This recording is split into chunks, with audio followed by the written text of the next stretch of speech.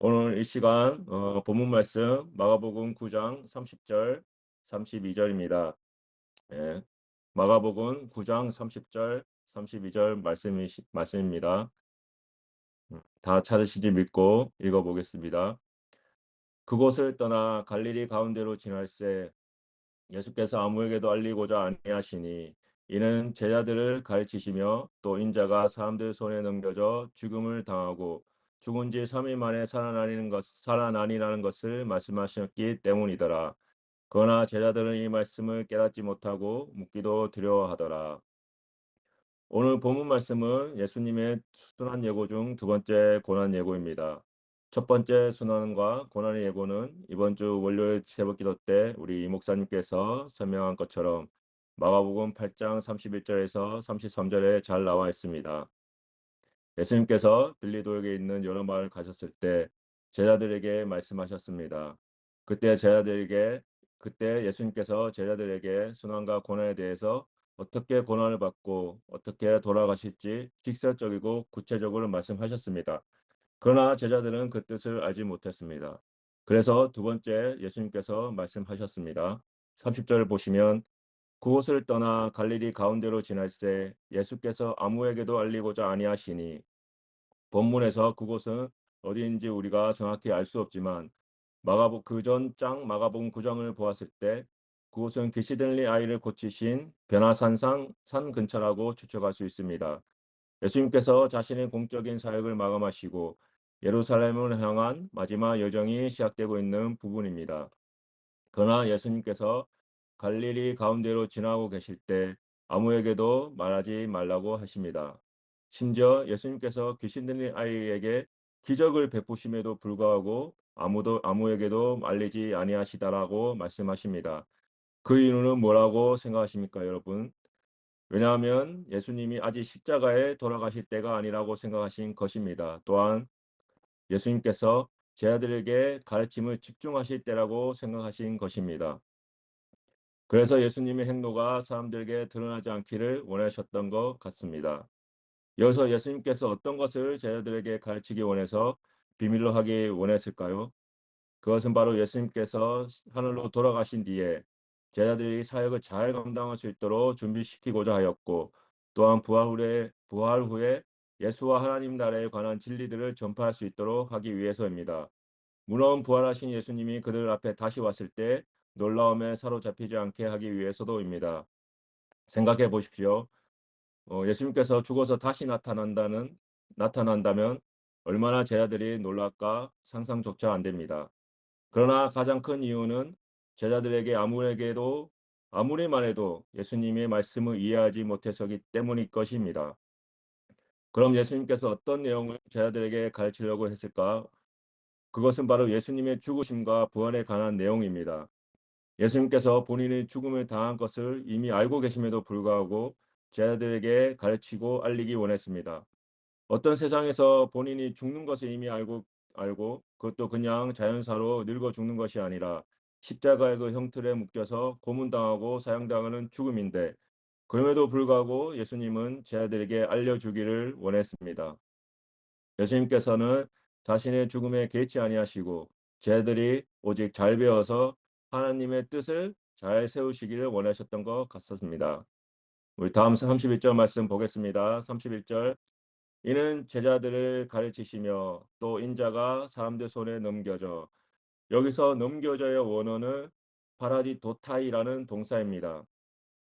이 동사의 의미는 미래적 의미를 나타내는 현재형으로서 앞으로 일어날 일이지만 지금 현재 일어나고 있는 것이나 마찬가지라는 뜻입니다. 그 의미를 자세히 살펴보면 미래와 현재가 같이 공존하고 있습니다. 즉 예수님께서 지금이라는 시간을 말씀하고 계시지만 또한 지금이라는 시간을 살고 있지만 미래의 일, 즉 필연성을 예수님께서 강조하신 것입니다. 예수님께서 자신의 고난으로 말미암아 죽으시고 부활하심으로 인해서 하나님의 계획하신 것을 이루려는 그런 필연성을 강조하신 것입니다. 하나님의 뜻은 그의 아들 예수를 내어주어 결국에 모든 사람을 구원하시고자 하시기를 원하셨습니다. 오늘 다시 한번 31절 후반부를 보겠습니다. 31절 후반부에 죽음을 당하고 죽은 지 3일 만에 살아나리라는 것을 말씀하셨기 때문이더라라고 예수님께서 제자들에게 말씀하십니다. 지난 3년 동안 예수님께서 함께 생활했던 12명의 제자들에게 이 어마어마한 큰 비밀을 말씀하셨습니다. 예수님께서 이렇게 말씀하시지 않았을까 생각이 듭니다. 베드로야, 이제 얼마 후면 내가 저 바리새인들에게 팔려서 죽게 될 것이다. 요한아, 저 서기관들의 손에 넘겨지고 저들에 의해 죽음을 당할 것이야. 도마야, 내가 비록 저들에게 죽음을 당할 것이지만 3일 만에 부활할 것이다. 그러나 그 제자들은 그 말씀이 무슨 뜻인지 몰랐고, 오히려 제자들은 예수님이 왜 죽어야 하는지 또 왜 부활해야 하는지 도저히 납득하기 어려웠을 것입니다. 앞에 언급했듯이 이 본문의 말씀은 예수님의 두 번째 고난 예고입니다. 예수님께서 제자들에게 자신 스스로가 십자가에 죽으셔야 한다는 말을 두 번째 얘기하셨습니다. 웬만한 사람이라면 스승님께서 한번 진지하게 말하고 그 다음에 또 말하면 아, 진짜로 이분이 이 말이 진짜구나 생각할 수 있지만 제자들은 그럼에도 불구하고 그 말씀을 깨닫지 못했습니다. 심지어 베드로의 반응을 보면 이해할 수가 없습니다. 우리 마가복음 8장 29절을 살펴보겠습니다. 마가복음 8장 29절 또 물으시되 너희는 나를 누구라 하느냐 베드로가 대답하여 이르되 주는 그리스도시니이다 하매 라고 말한 뒤에 예수님께서 제일 먼저 십자가에 매달려 죽어야겠다라고 말씀했을 때 베드로가 예수님을 붙들고 그럴 수 없습니다라고 분명히 얘기합니다. 아니 베드로가 분명 예수님을 그리스도 주라고 시인했음에도 불구하고 예수님의 말씀을 진지하게 받아들이지 못했고 그 말씀에 순종하지도 않았습니다. 예수님께서 그냥 지나가는 우리 예를 들면 지나가는 샌프란시스코 사람들에게 또 지나가는 우리 어 지나가는 그냥 평범한 사람들에게 얘기한 것이 아니라 우리 같이 생활했던 3년 동안 같이 생활했던 그 제자들에게 본인의 미래를 두 번씩이나 말씀하셨지만 제자들은 그냥 듣는 둥 마는 둥 했을 때 얼마나 예수님께서 마음이 안타깝고 답답한 마음이 들었지 생각이 듭니다. 저도 이와 비슷한 일이 생각이 됩니다. 우리 이기봉 목사님께서 우리 큰별은혜 교회를 선포하실 때가 생각이 납니다.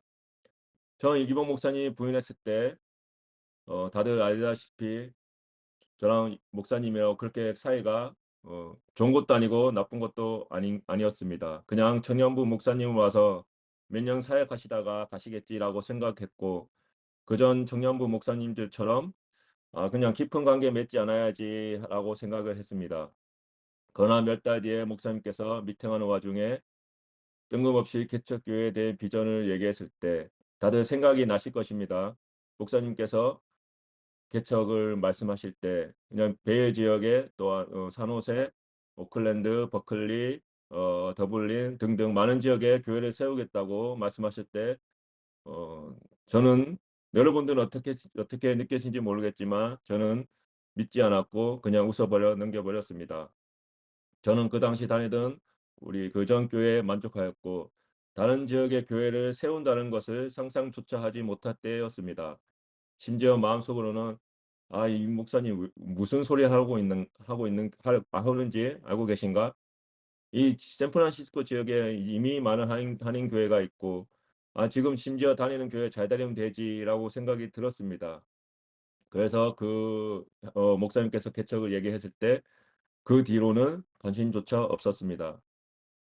시간이 지난 후에 우리 목사님과 또 제가 목사님과 대화를 많이 하고 관계가 쌓이기 시작했을 때 목사님께서 또 개척에 대해서 말씀하셨습니다.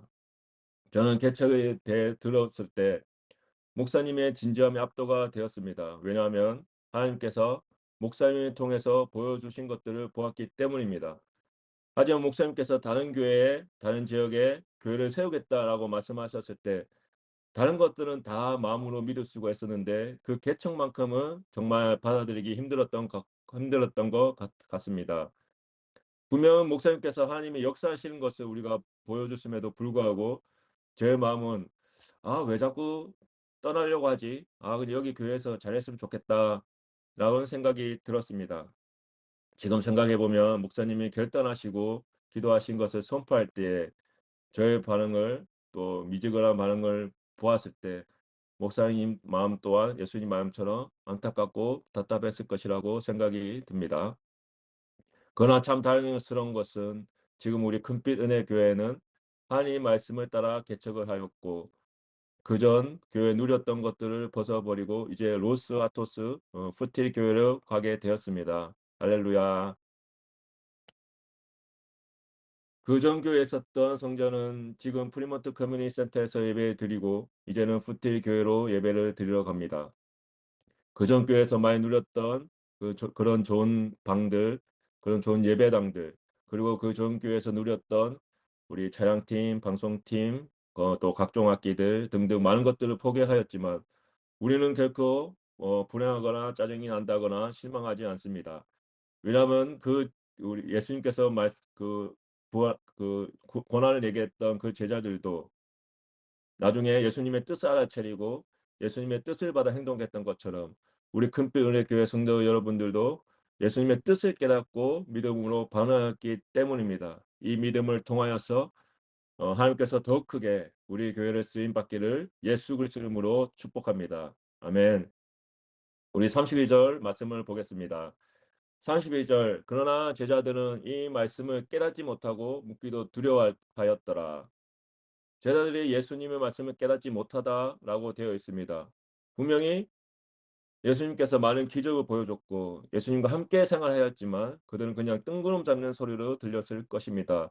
심지어 묻기도 두려워하더라라고 말하고 있습니다. 그중에 마태의 반응을 보면 더욱더 재밌습니다. 마태복음 17장 23절입니다.